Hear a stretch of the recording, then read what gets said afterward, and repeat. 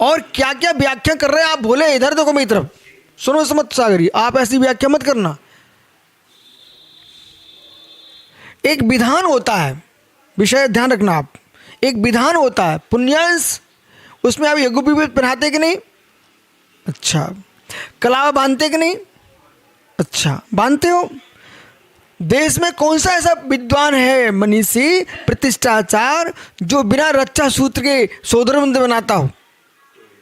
है कोई? नहीं है ना। तो आज कुछ ऐसे साधक जन्म ले लिए हैं, और साधक का तो ठीक है, वो श्रावक इतने अज्ञानी हो चुके हैं, वो कहते हैं कलावा बांधे शांति धारा नहीं कर सकते आप, कलावा बांधे आप अभिषेक नहीं कर सकते आप। उनसे पूछो, आपने जब इन भगवान को बनाया था, जब इनकी प्रतिष्ठा हो रही थी, तब आपने स्वयं भी कलावा बांधा था, इन भगवान को भी आपने कंकण बंधन किया था, उन्हें कलावा बांधा था। आपने जितनी विधान करते हो उसमें डोरी में कलावा बांधते हो, आप जितनी पुण्य क्रिया करते हो सब में कलावा बांधते हो। यदि कलावा बांधना पाप है तो ये पूछिए, हिंसा, झूठ, चोरी, कुशील, परिग्रह, इन 5 पापों को जिनागम में पाप कहा है। इन 5 पापों में से कलावा कौन से नंबर का पाप है?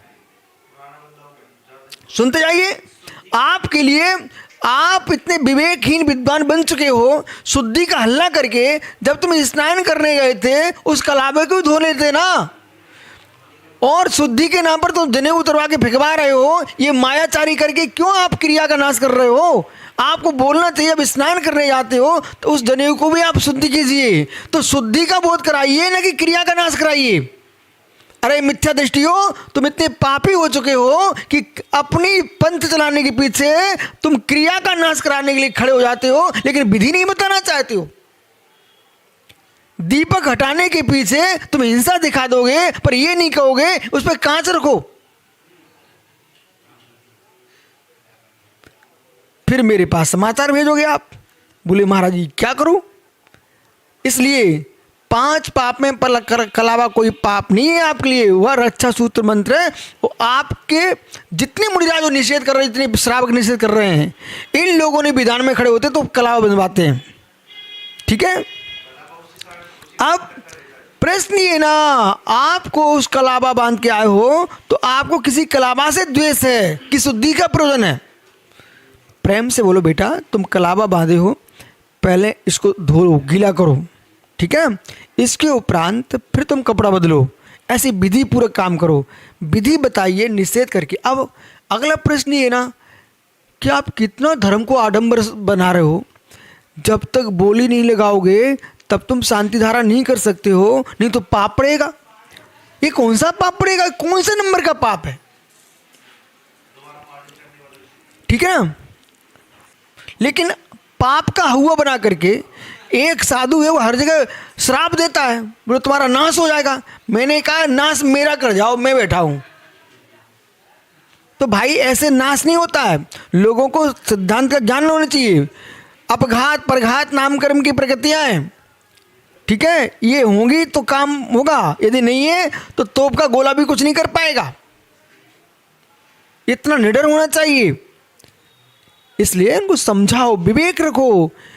ये पाप का आडंबर नाम फैला करके, जबकि तुम उसको अभिषेक को पूजा को रोक रहे, ये पाप है, विघ्न कर रहे हो तुम। ठीक है। भारत देश धर्मनिरपेक्ष स्वतंत्र है। श्री जी लाओ, प्रतिष्ठा कराओ, गृह चैत्यालय बनाओ, अब रखो तुम मंदिर के बावजूद।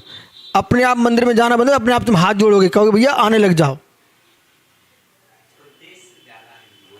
तो हो ये रहा ना, पैसे के पीछे तुम दौड़ रहे हो, पैसे के पीछे दौड़ रहे हो, पैसा करेगा क्या? धर्म के आगे आडंबर नहीं फैलाना चाहिए। सुनिए ध्यान से, आपसे भी कह रहे पुण्यांश, इस प्रकार के बेटा अपनी प्रतिष्ठा में वो मत करना कि ये श्री पर रख दो, इतनी श्री मिल जाए, ये कर लो, इन झंझोटों में नहीं पड़ना। सीधी सीधी क्रिया कराओ और जीव से कहो साता असाता के उधर से पुण्य पाप से सुख दुख मिलता है, और आपके लिए पुण्य क्रिया करोगे तो साता का उदय आएगा तो काम बनेगा।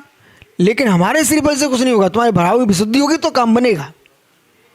ठीक है। अन्यथा इतने आडंबर फैल चुके हैं कि तुमने फिर से भगवान का स्पर्श कर लिया तो पाप लग जाएगा। अरे ये पाप का भय दिखा करके लोगों ने, मालूम है आपको, पाप का भय दिखा करके लोगों ने जीवों की बलि दिए। पाप का भय दिखाकर जीवों की बलि दिए। तो आप भी पाप का भय दिखा करके लोगों की विशुद्धि की बलि दे रहे हो। इसलिए निर्णय होना चाहिए कि अब समय ऐसा है, बाल्य पाप पुण्य की परिभाषा सीखिए पहले। जो आत्मा को पवित्र करे उसका नाम पुण्य है, जो आत्मा को पुण्य से रक्षा करे उसका नाम पाप है। पुनाति आत्मति पुण्यम, जिससे आत्मा पवित्र उसका नाम पुण्य है, सर्वास्थिति में लिखा है। और जिससे आत्मा की पापों से रक्षा उसका नाम पुण्य है। जिसके आत्मा के पुण्य से रक्षा हो उसका नाम पाप है। ठीक है, मूल बिंदु पे है। संक्लेशता की हानि के लिए हम मंदिर जाते हैं ना, कि संक्लेशता बढ़ाने के लिए, विशुद्धि के लिए अपन जाते हैं।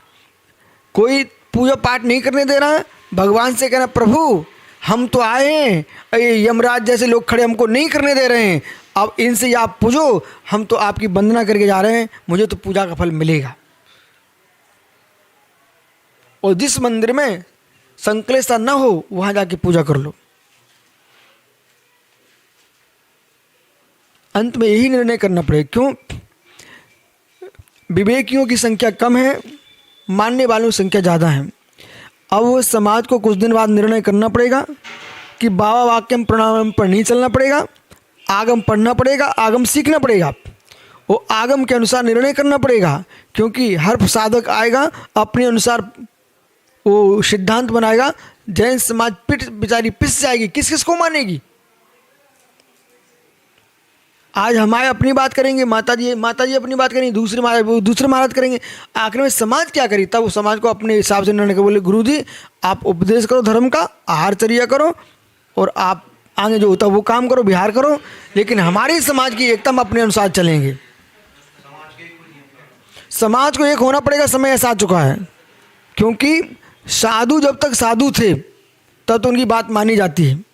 और साधुपना छोड़ करके मेरे अनुसार अध्यक्ष बनेगा, मेरे अनुसार मंत्री बनेगा, मेरे अनुसार समाज चलेगी, तो उसमें समाज को फिर निर्णय करना पड़ेगा आप हमारे झमेलों में मत पड़ो, हमारी अखंडता को रहने दो, आप तो आहार करो विहार करो, आहार करो विहार करो। ओहो, आगे उत्तर समझ में आ गई? समझा देना।